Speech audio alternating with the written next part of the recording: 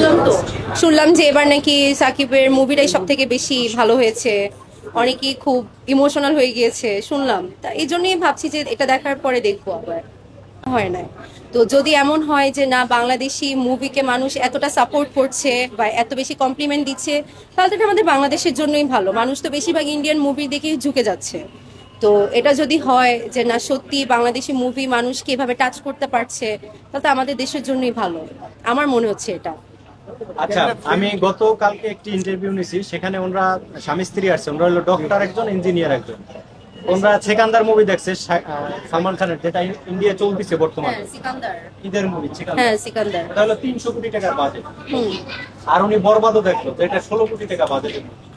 তখন ওনারা আমি প্রশ্ন করছিলাম যে আপনার কোন মুভিটা দেখে বেশি ভালো লাগছে, উনি বললো যে আমার কাছে সেকান্দারের চাইতে আপনার বরবাদ মুভি বেশি ভালো লাগছে।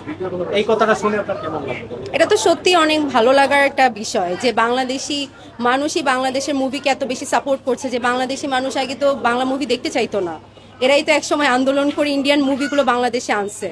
তো এখন যেহেতু বাঙালিরাই বলছে যে না আমরা বাংলাদেশি মুভিকে প্রমোট করছি বা ভালো লাগছে সবারই দেখতে, তো এটা তো ভালো লাগার বিষয়। এই তো। আচ্ছা, আপনার পছন্দের একজন নায়কের নাম বলুন তো। বাংলাদেশে ওইভাবে পছন্দের কোনো নায়ক নাই, বাট যদি এখন চিন্তা করি তাহলে শাকিব খান সব দিক থেকে তাকে পারফেক্ট মনে হয় একজন হিরো হিসেবে। বরবাদ মুভির কোনো লুক দেখছেন?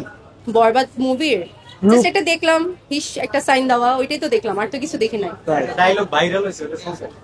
না, জাস্ট ওই যে নানির হেডফোনে কি যে সামথিং একটা গান বেরিয়েছে, ওইটা জাস্ট শুনছি।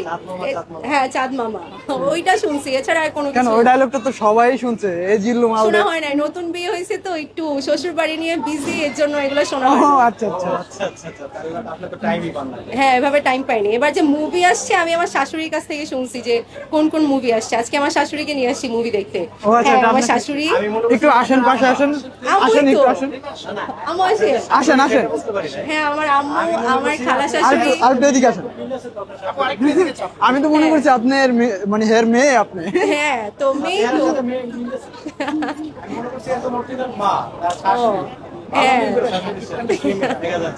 Thank you.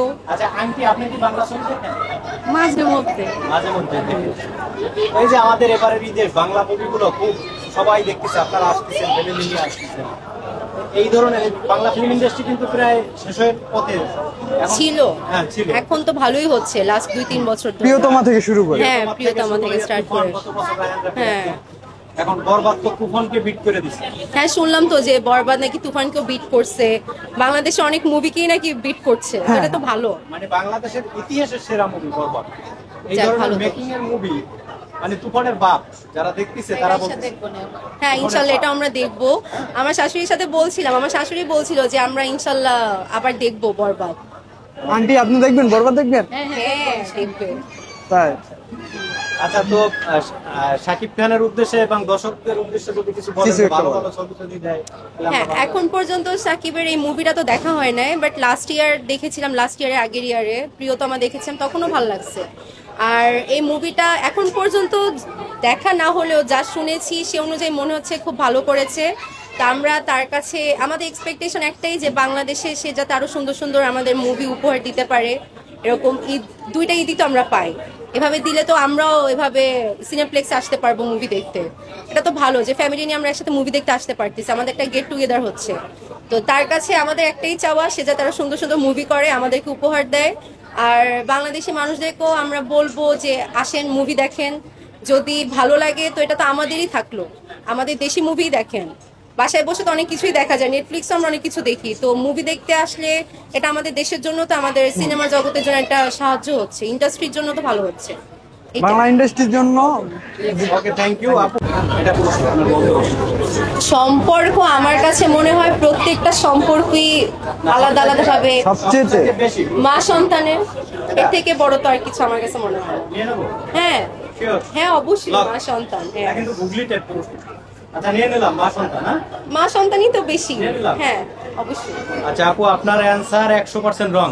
পৃথিবীতে সবচাইতে গুরুত্বপূর্ণ সম্পর্ক হলো স্বামী স্ত্রী, এর চাইতে আপন সম্পর্ক পৃথিবীতে আর নাই। Sorry sorry. আপনার মা আপনার সাথে কিন্তু সারা জীবন থাকবে না।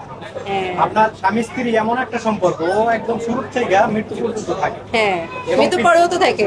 হ্যাঁ, মৃত্যু জান্নাতে গেলে তো একসাথেই থাকতে আচ্ছা, পারে। যাই তো হোক, যাই হোক, মৃত্যু পর্যন্ত থাকে। আরেকটা হলো, এসে আমার শাশুড়িকে জিজ্ঞেস করলে ভালো হতো না? আচ্ছা, আরেকটা হলো দেখেন,